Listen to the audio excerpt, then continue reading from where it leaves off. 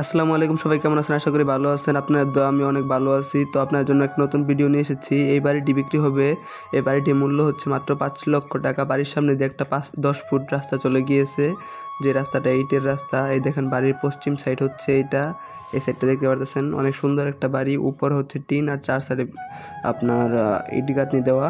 ভিতরে অনেক সুন্দর বাড়িটি আমি ভিতরেও দেখাবো।